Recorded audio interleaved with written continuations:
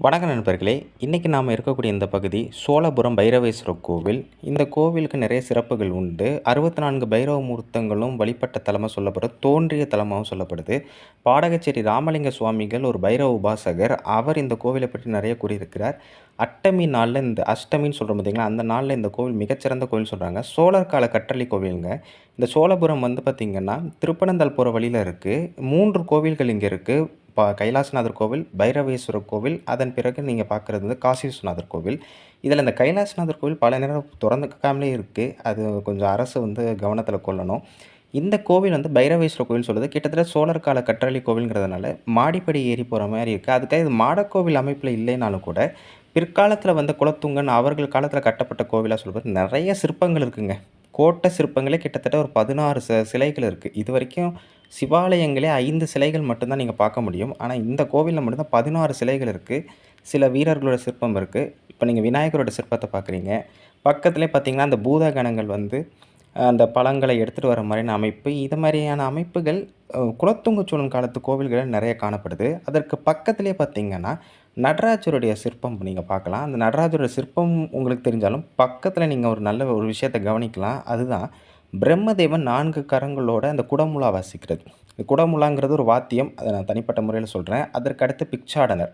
பிக்ஷாடனருக்கு கீழ பூதகணமும், அந்த ரிஷி பத்தினிகள், பூதகணங்கள் இது எல்லாத்தையுமே அந்த அளவுக்கு அந்த காலத்தில சிற்பமா செதுக்கியிருக்காங்க. இது யார் காலத்தில கட்டப்பட்ட கோவில்ங்கிறது இன்னை வரைக்கும் சரியா தெரியல.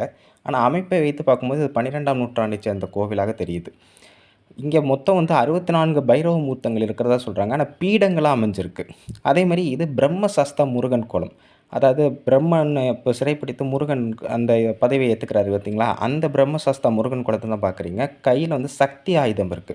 இது சோழர் காலத்த சேர்ந்த பின்னாடி வந்த எல்லா மன்னர்களுமே அவங்க கோயில்ல வைத்திருக்காங்க. இதெல்லாம் அங்கங்க இருக்கக்கூடிய வீரர்களோட சிற்பம். போர் சிற்பங்கள குறிக்குது. இது வந்து கோச்சங்க சோழன் காலத்து கோவில், மாடக்கோவில்களே இந்த மாரி சிற்பங்கள் நீங்க நெறைய பார்க்கலாம். அதேமாரி மகாமண்டப அமைப்பில இருக்கக்கூடிய தட்சிணாமூர்த்தியோட சிலை, ரொம்ப நுணுக்கமா தட்சிணாமூர்த்தி சிலை அமைச்சிருக்காங்க. மேல 2 கிண்ணறர்கள் இருக்காங்க. கிண்ணறர்கள்ங்கிறவங்க மனித முகமும், பறவை கால்களும் கொண்டவங்க. அது மட்டும் இல்லங்க, இந்த கோவில்ல இன்னொரு சிறப்பு என்னன்னா, இந்த ஒரே கோட்டத்தில 2 தட்சிணாமூர்த்திய நீங்க ஒரே நேரத்தில பார்க்கலாம். ஆமாங்க. கீழயும் தட்சிணாமூர்த்தி இருக்கார், மேலேயும் தட்சிணாமூர்த்தி இருக்கார். அவர் தான் வீணாதர தட்சிணாமூர்த்தி. நின்ற கோலத்தில வீணைய கொண்டிருக்கக்கூடிய வீணாதர தட்சிணாமூர்த்தி. அதற்கு மேலேயும் நீங்க தட்சிணாமூர்த்திய பார்க்கலாம். இந்த மாரி எங்கேயுமே நீங்க பார்க்க முடியாது. அதேமாரி பூதகணங்களும் மேல மேல விமானத்தில இருக்கும். 2 பூதகணங்களா இருக்கும். அதேமாரி நீங்க 2 தட்சிணாமூர்த்தி பார்த்தீங்க பார்த்தீங்களா, அந்த 2 தட்சிணாமூர்த்தியும் பாதுகாக்கிற மாரி 2 வாயிற்காவலர்கள் இருப்பாங்க. இதெல்லாம் நீங்க வேற எந்த கோவிலுமே பார்க்க முடியல. இங்க தான் பார்க்க முடியும். அதாங்க விமானம். இந்த விமானம் வந்து கொஞ்சம் நாகர வடிவமைப்பில இருக்கு. மேல இருக்கக்கூடிய அந்த நாசிக்கூடு மட்டும் கொஞ்சம் வட்ட வடிவத்தில இருக்கு. ரொம்ப அற்புதமான கோவிலுங்க. நெறைய சிற்ப கலைகள் தெரிகிறவங்க பார்க்கலாம். அதேமாரி இந்த கோவில வெளிப்பிராகாரத்திலே பார்த்தீங்கன்னா, இந்த கழுவடி லிங்கம் அமைப்பில வந்து நெறைய லிங்கங்கள் அமைஞ்சிருக்கு. நந்திகள் அமைஞ்சிருக்கு. ஸோ, இதனால என்ன தெரியுது அப்டின்னா, இது மேலை திருமாளிகை பத்திய அதாவது அந்த மண்டபமா அந்த காலத்தில இருந்திருக்கும். அதெல்லாம் கீழ மறைஞ்சு கிடக்கு போல. இது மேற்கு பக்கங்க. மேற்கு பக்கத்தில நீங்க கீழ பார்க்குறது லிங்கோத்பவர் அமைப்பு. இந்த லிங்கோத்பவர் அமைப்பையுமே ரொம்ப அற்புதமா அமைச்சிருக்காங்க. பன்றியும் மேல அந்த நாரை அதெல்லாம் கரெக்ட்டா அமைச்சுட்டு, 2 பக்கமும் விஷ்ணு மற்றும் திருமால் பிரம்மன் இருவரையுமே அமைச்சிருக்கிறது கூடுதல் சிறப்பு. இதில இன்னொன்னு என்னன்னா, இந்த போர் சிற்பங்கள் வந்து ஆங்காங்கே கொஞ்சம் தேஞ்சு போயிருக்கு. அத கொஞ்சம் அரசு வந்து கவனத்தில எடுத்துருக்காங்க. இன்னொரு விஷயமும் சொல்ல மறந்துட்டேன். இந்த கோவில அந்த ஊர்ல இருக்கக்கூடிய சின்ன பசங்கள்லேருந்து ஆரம்பிச்சு 21 வயசுக்கு உள்ள வரைக்கும் ஒவ்வொரு நாளும் களப்பணி செய்றாங்க. ஒவ்வொரு நாளும் தூய்மைப்படுத்துறாங்க. உண்மையிலேயே பாராட்டுக்குரிய ஒரு விஷயம். அந்த குழந்தைகளையும், அந்த இளைஞர்களையும் நான் உண்மையிலேயே பாராட்டுறேன். நம்மளால முடியாதத அவங்க செய்றாங்க. அதேமாரி மேல பார்த்தீங்கன்னா, இந்த கோவில்ல எல்லா இதுலயும் மேல மேல சிலைகள் இருக்கும். அந்த வகையில மேல அமர்ந்த நிலையில இருக்கக்கூடிய திருமால். இது வந்து சுகாசன கோலத்தில அமர்ந்திருக்கிறார். அதற்கு கீழ இன்னொரு திருமால். இதெல்லாம் இந்த கோயில்லயுமே நீங்க பார்க்க முடியாதுங்க. இதே மாரி விமான அமைப்பு தான் நண்டு கோவில்னு சொல்லக்கூடிய கற்கடேஸ்வரர் கோவில் அமைப்பு. இதுவும் பக்கத்தில தான் இருக்கு. அணைக்குடி, க க கற்கடேஸ்வரர் கோவில், வேப்பத்தூர் இது எல்லாமே பக்கத்து பக்கத்தில இருக்க கோவில். ஆனா சோழபுரம் மட்டும் மானம்பாடி பக்கத்தில இருக்கக்கூடிய கோவில். அதுவும் இன்னொரு சிறப்பான ஒரு கோவில்.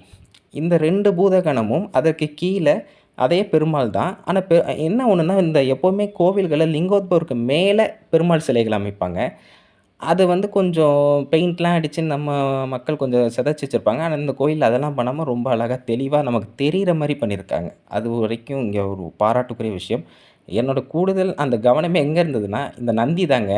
பார்க்க ஒரு நந்தி மாரி தெரியும். ஆனால் 2 நந்திகள் நீங்க அப்படியே நீங்க இந்த பக்கம் பார்க்கும்போது ஒரு நந்தி இருக்கும். இந்த பக்கம் பார்க்கும்போது ஒரு நந்தி இருக்கும். ஆனா 2மே ஒரே தலையில இணைஞ்சிருக்கும்.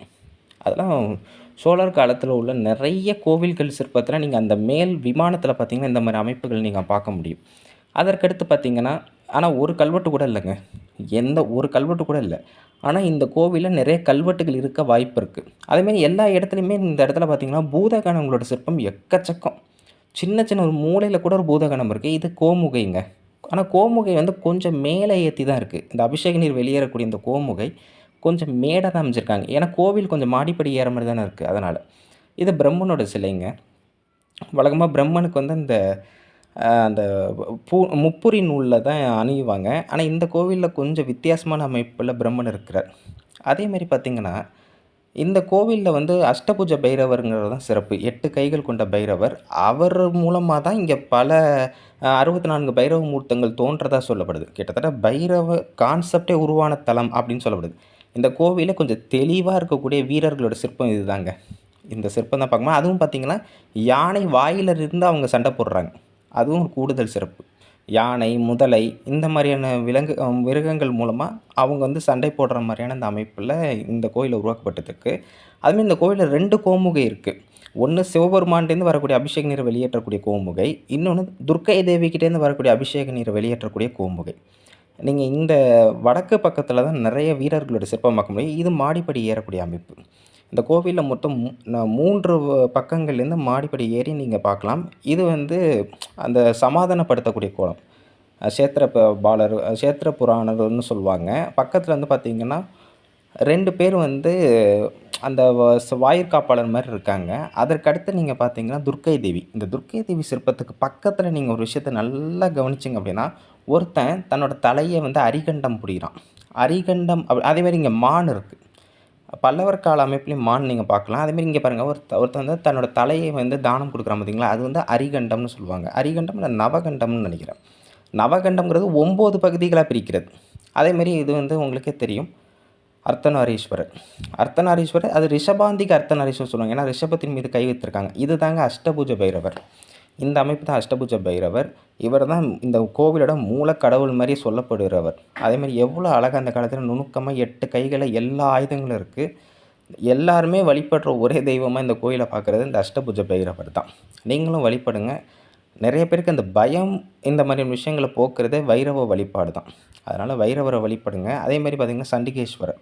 நான் தான் சொன்னேனே, இப்ப நீங்க பார்க்கும்பொழுதே உங்களுக்கே தெரிஞ்சிருக்கும். கோட்டத்தில மொத்தம் கிட்டத்தட்ட ஒரு 10, 15 கிட்ட நீங்க பார்த்துருப்பீங்க. பொதுவா எல்லா கோவில்கள்லயுமே 5 கோட்ட சிலைகள் தான் இருக்கும். ஆனால் இந்த கோவில்ல மட்டும் தான் நீங்க 16 கோட்ட சிலைகள பார்க்க முடியும். அதேமாரி இந்த பிரம்மனுக்கு மேல பார்த்தீங்கன்னா, 2 அமைப்புல 2 கடவுள்கள் இருக்காங்க. இவர நான் பார்த்த வரைக்கும் இவர் பிரம்மசாஸ்தா முருகன் மாரி இருக்காரு. ஆனா மேல உள்ளவர் வந்து பார்த்தீங்கன்னா, பிரம்மன் தான். அமர்ந்த கோலத்தில இருக்கிறார். அதுவே நீங்க கீழ சிலையா பார்த்தீங்கன்னா, பிரம்மன் வந்து நின்ற கோலத்தில இருக்கிறார். ஸோ இந்த கோவில்ல மட்டும் தான் இந்த கான்செப்ட்ட ரொம்ப அழகா பயன்படுத்தியிருக்காங்க. மற்ற கோவில்கள் என்ன பண்ணிருவாங்கன்னா, இது வந்து இருதல விமானமா இருக்கிறதுனால, நீங்க 2 சிலைகள பார்க்க முடியுது. சில கோவில்கள்ல ஒரு தளம் விமானமா இருக்கிறதுனால மட்டும், ஒரே ஒரு சிலையோட நீங்க பார்த்து முடிச்சுருவீங்க. ஸோ இதுதாங்க நீங்க இந்த பக்கத்துலேருந்து பார்த்தீங்கன்னா, அது ஒரு கூடு மாரி இருக்குங்க. அது விமான அமைப்பு பார்த்தீங்கன்னா, மேல் உள்ள அமைப்பு வட்ட வடிவில ஒரு கூடு மாரி இருக்கும். அது நாசி கூடு மாரி நெறைய விஷயங்கள் சொல்லுவாங்க. அது கட்டடக்கலை படிச்சவங்களுக்கு நல்லா தெரியும்.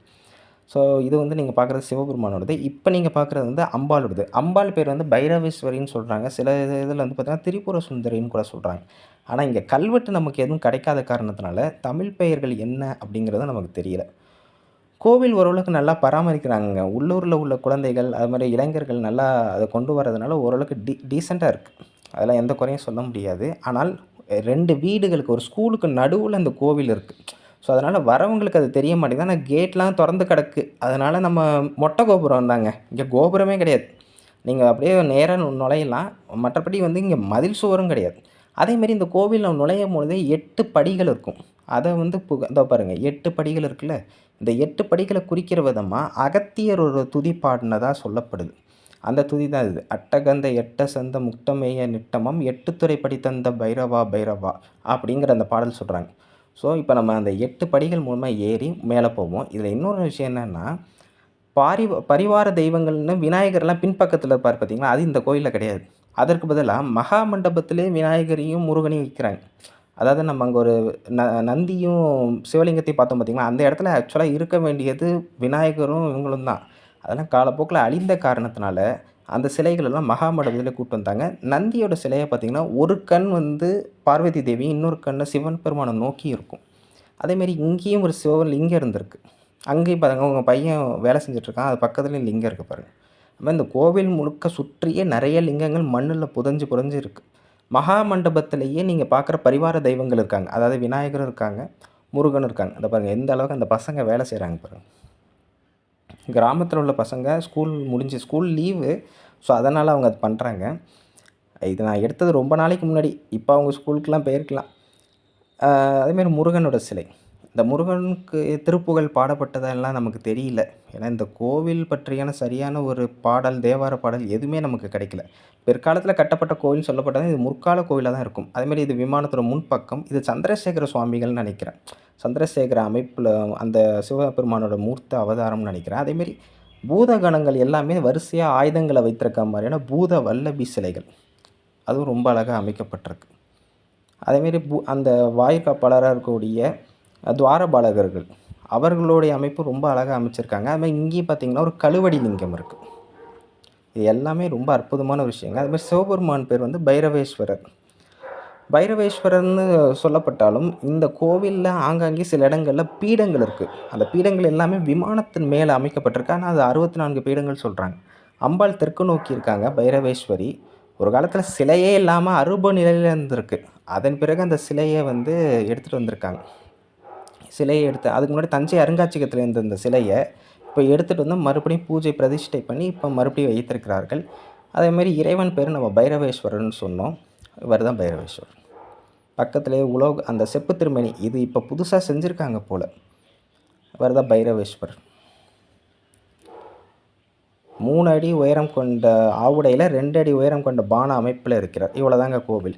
இந்த கோவிலுக்கு அருகே 2 சோழர் கால கற்றளி கோவில், ஒண்ணு கைலாசநாதர் கோவில், இன்னொன்னு வந்து பார்த்தீங்கன்னா, காசி விஸ்வநாதர் கோவில். இதுல கைலாசநாதர் கோவில் நான் பார்க்கல. ஆனா காசி விஸ்வநாதர் கோவில் பார்த்தேன். அத நம்ம அடுத்த பதிவுல பார்ப்போம். ரொம்ப பழமையான கோவில். அதேமாரி ரொம்ப புனரமைப்பே இல்லாத ஒரு கோவிலா அந்த காசி விஸ்வநாதர் கோவில் இருக்கு. அத நம்ம அடுத்தடுத்த பதிவுல பார்ப்போம். இந்த தகவல எல்லாருக்கும் பகிருங்க. ரொம்ப ரொம்ப முக்கியமான ஒரு கற்றளி கோவில இன்னைக்கு சொல்லியிருக்கோம். நன்றி, வணக்கம்.